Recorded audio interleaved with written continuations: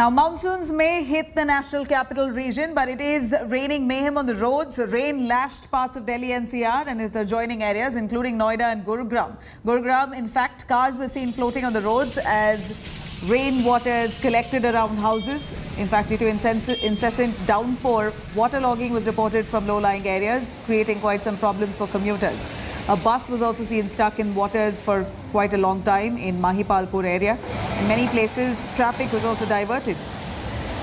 Now, the national capital recorded 70 mm rain in the last 24 hours. Areas like Palam saw 100 mm rainfall, Saftarjung 69.3 mm, Lodi 58 mm until 8:30 a.m. today. According to the weather department, Delhi and its adjoining areas will witness thunderstorms with moderate to heavy intensity rainfall today.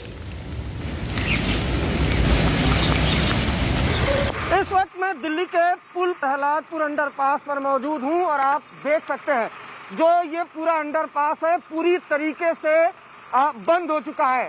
भारी बारिश की वजह से जल जमाव हो गया है और नज़ारा ये है कि सड़कों पर इस भारी बारिश की वजह से सड़कों पर जो कूड़ा है वो आपको सामने दिखाई दे रहा होगा और अंडरपास पर जो एक प्राइवेट बस है वो पूरी तरह से फंस चुकी है।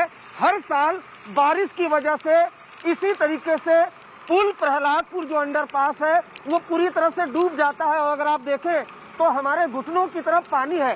दूसरी तरफ अगर आप देखें जो बस स्टॉप है वो भी पूरी तरीके से डूब चुका है। एक ट्रैक्टर वो जो यहाँ से गुजरने की कोशिश कर रहा था वो पूरी तरह से बंद हो चुका है। साल यही नजारा होता है पुल प्रहलादपुर अंडरपास का, जो पूरी सड़क है वो दरिया में तब्दील हो चुकी है। अंडरपास पूरी तरीके से बंद हो चुका है। यहाँ पर यातायात जो है पूरी तरह से बाधित है। Now, we do know that monsoons has arrived and how we're looking at several states now on high alert. Let me take you through some of those states now that have been given a strict warning. A red alert that's been sounded in Maharashtra's Mumbai. Heavy rainfall that we see there. Uttarakhand also receiving serious heavy rainfall in the state. Orange alert now that's been sounded in states like Haryana, Delhi and Chandigarh. We already see rains quite heavy in the national capital. Even Haryana and Chandigarh is facing similar situations. Now, parts of Europe has been ravaged by flash floods with over 180 deaths being reported due to the record rainfall that Germany has received in over a century. Germany is the worst affected region in Europe and Chancellor Angela Merkel met with the victims and visited the flood affected areas as well. Let's take a quick look.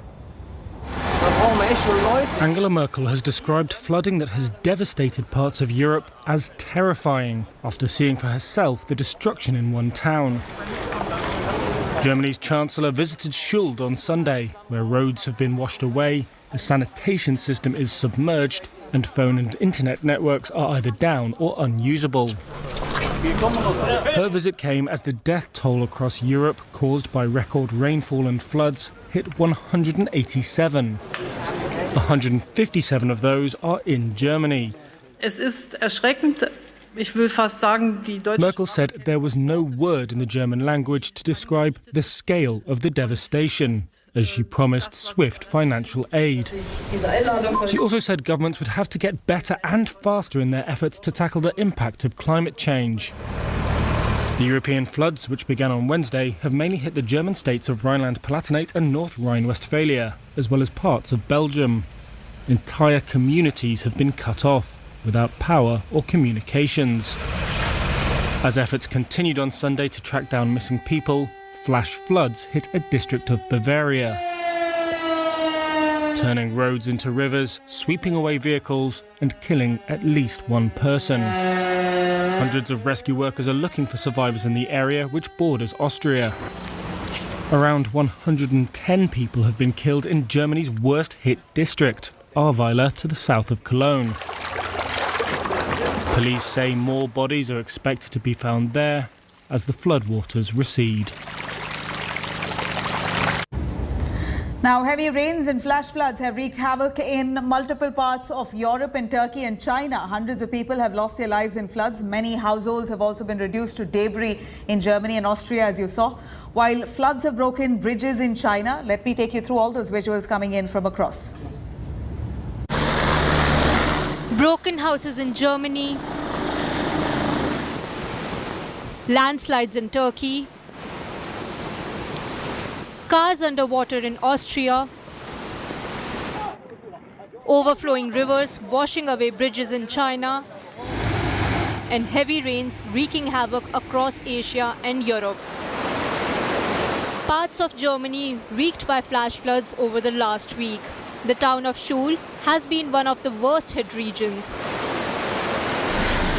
with destroyed infrastructure, washed away roads, submerged sanitation system, and phones and internet networks on the blink. My cousin lives on the first basement. The flood was just about this far away from the roof. The house was completely inundated with everything destroyed. The mud in the house was still 50 centimeters thick after we pumped the water. We have no idea how we can restore the house to its original condition. Chancellor Angela Merkel visited the region and spoke to the flood victims. Expressing her horror, she described the situation in the flooded regions as surreal and terrifying. She also called for an urgent policy to fight climate change.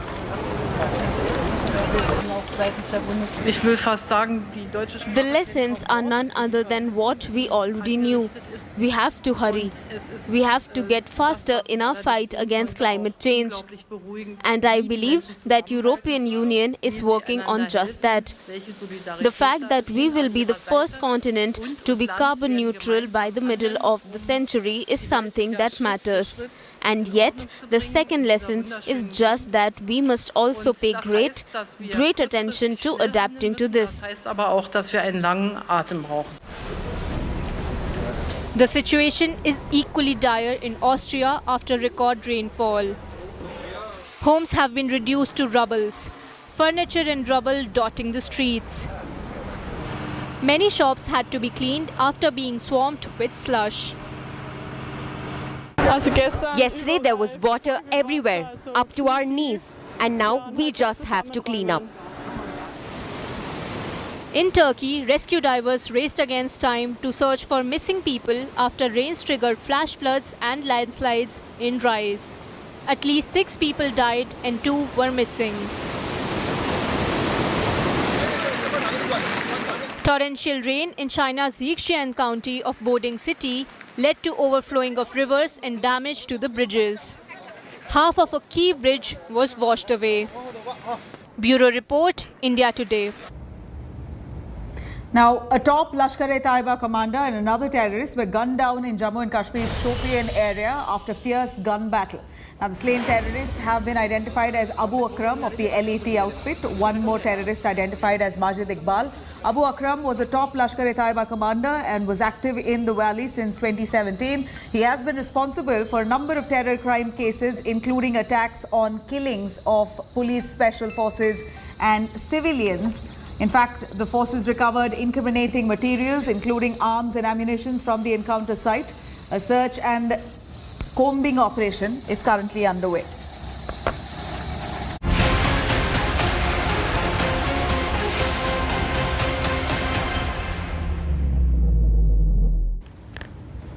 Now, days after Yediyurappa's visit to Delhi, speculation is mounting over leadership churn in Karnataka. A viral video clip has now surfaced, allegedly of state BJP chief Nalin Kumar Katil talking about the senior leadership of the party being sidelined. In the alleged audio, Katil is heard saying that leaders like Ishwarappa, Jagdish Shettar will be removed and a new team will be brought in. The Karnataka BJP chief there has, however, completely denied this audio clip. He's called this tape as fake, saying that he never even had such a conversation at all. Katil has also said that he will request Chief Minister Yediyurappa to ensure a detailed investigation into this. ಅದಕ್ಕೂ ನನಗೂ ಯಾವುದೇ ಸಂಬಂಧಗಳಿಲ್ಲ. ಈಗಾಗಲೇ ಮುಖ್ಯಮಂತ್ರಿಗಳು ಇವತ್ತು ಪತ್ರ ಬರೀತೇನೆ ಮತ್ತು ಅದರ ಪೂರ್ಣ ತನಿಖೆ ಆಗಬೇಕು ಅನ್ನುವಂಥದ್ದು ಆಗ್ರಹಿಸ್ತೇನೆ. ತನಿಖೆಯಿಂದೆಲ್ಲ ಹೊರಬರಲಿ, ಸತ್ಯಾಸತ್ಯತೆಗಳು ಹೊರಬರಲಿ. ಈ ರೀತಿಯ ಪ್ರಕರಣಗಳು ಹಿಂದೆ 10 ಆಗಿದೆ ಇಂಥದ್ದು ರಾಜಕಾರಣದಲ್ಲಿ ಸರಿಯಲ್ಲ. ಹಾಗಾಗಿ ತನಿಖೆಗೆ ಈಗ ಜಗದೀಶ್ ಶೆಟ್ಟರ್ ಮತ್ತು ಈಶ್ವರಪ್ಪ ಟೀಮನ್ನು ಹೊರಗಿಡಬೇಕು ಅನ್ನೋದೊಂದು ನೋಡಿ, ನಮ್ಮಲ್ಲಿ ನಾಯಕತ್ವ ಆಗಲಿ ಬೇರೆ ಯಾವುದೇ ಬದಲಾವಣೆಗಳ ಚರ್ಚೆಗಳೇ ಇಲ್ಲ. ಹಾಗಾಗಿ ಈ ವಿಷಯ ಅಪ್ರಸ್ತುತ. ಎರಡನೇದು, ನಮಗೆ ನಮ್ಮ ಪಾರ್ಟಿಗೆ ಆತ್ಮ ಯಡಿಯೂರಪ್ಪನವರು ನಮ್ಮ ಸರ್ವಸಮ್ಮತಿಯ ನಾಯಕ, ನಮಗೆಲ್ಲರಿಗೂ ಹಿರಿಯರು. 16 ವರ್ಷಗಳ ಹೋರಾಟದಿಂದ ಪಾರ್ಟಿಯನ್ನು ಎಚ್ಚೆತ್ತರಕ್ಕೆ ಬೆಳೆಸಿದ್ದಾರೆ. ಈಶ್ವರಪ್ಪ ಮತ್ತು ಜಗದೀಶ್ ಶೆಟ್ಟರ್ 2 ಕಣ್ಣುಗಳಿದ್ದಾಗೆ. ಅವರೆಲ್ಲರ ಹಿರಿಯರ ಮಾರ್ಗದರ್ಶನದಲ್ಲಿ ನಮ್ಮ ಪಾರ್ಟಿ ಆ ದೃಷ್ಟಿನಲ್ಲಿ ಈ ವೈರಲ್ ಆಗಿರಬಹುದು, ನಾನು ಇಲ್ಲ ಅಂದಿಲ್ಲ. ಅದಕ್ಕೋಸ್ಕರ ಹೇಳ್ತೀನಿ, ಹಂಗಾದ ತಕ್ಷಣ ನಾನು ನಾಳೆ ಬೆಳಿಗ್ಗೆ ರಾಜೀನಾಮೆ ಕೊಟ್ಬಿಡ್ತೀನಿ ಅಂತ ಹೇಳಲ್ಲ. ಪಕ್ಷ ಏನ್ ತೀರ್ಮಾನ ತಗೊಳುತ್ತೋ ಅದಕ್ಕೆ ನಾನು ಬದ್ಧ. ಆದ್ರೆ ನಳಿನ್ ಕುಮಾರ್ನ ಇದರಲ್ಲಿ ಏನಂತಾರ ಅವನ್ನ ಅಲ್ಲ, ಅದಕ್ಕೇನೋ ಪದ ಬಳಸ್ತಾರಲ್ಲ, ಬಲಿಪಶು ಮಾಡಬೇಡಿ ದಯವಿಟ್ಟು. ನಳಿನ್ ಕುಮಾರ್ ಇದರಲ್ಲಿ ಬಲಿಪಶು ಮಾಡುವಂತ ವ್ಯಕ್ತಿ ಅಲ್ಲ. ಅವ್ರ ರಾಜ್ಯದ ಅಧ್ಯಕ್ಷರಿದ್ದಾರೆ, ಬಹಳ ವ್ಯವಸ್ಥಿತವಾಗಿ ಈ ಸಂಘಟನೆ ತಗೊಂಡೋಗ್ತಾ ಇದ್ದಾರೆ. ನಿಜಕ್ಕೂ ಕೂಡ ಅವರ that it is not my voice, the inquiry may be conducted, truth should come out ಅಂತ ಹೇಳಿದಾರಪ್ಪ. Meanwhile, a Madras High Court bench today refused to provide any relief for superstar Vijay. The High Court denied Vijay's request to list his Rolls-Royce tax case there for Tuesday, stating categorically that the registry shall list it appropriately.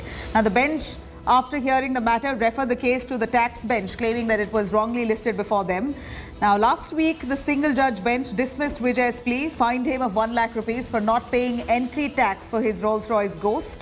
In fact, the court also criticized actor Vijay's actions, claiming real heroes take on corruption in cinema but act very differently in real life. Now, the judge also added that paying taxes is mandatory and not an obligation or a donation. Vijay then challenged this scathing order.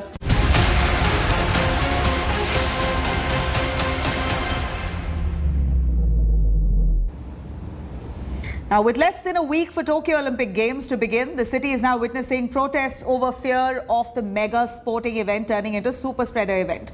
Here's a detailed report.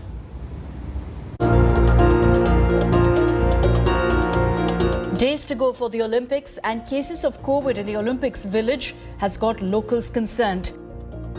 Anti-Olympic protests have now intensified across Tokyo as people fear the games could become a super spreader and lead to an unprecedented health emergency. A massive protest was held near the famous Akasaka Palace in Tokyo, where the IOC president attended a welcome party along with 40 other dignitaries. There's a massive protest going on here behind me. These protesters have been demanding cancellation of the games from the past few months, and they are angry that their appeal was not considered by the organizers. They are also angry that the games were prioritized over public health. These protesters are protesting here today as the IOC president Thomas Bach is likely to attend a welcome party in this palace behind me. This is the Akasaka Palace. As you can see, there's a huge security forces have also been deployed here. The anger was visible as protesters questioned how the games could happen amid a pandemic and how officials were enjoying lavish parties while people were suffering in Tokyo. The protesters have made it clear that they will not relent. As the VIP dinner event went on, protesters shouted slogans on the other side of the palace amid a tight security presence. Locals have warned that their protest will continue through the games as well. In the day of opening ceremony, we are planning several protest action. First of all, we gather at the Tokyo Metropolitan Government Office, and after that, we have protest against the opening ceremony in near the new national stadium. People are up in arms as COVID cases are on the rise in the host city. Over 55 Olympic-related cases have been detected so far.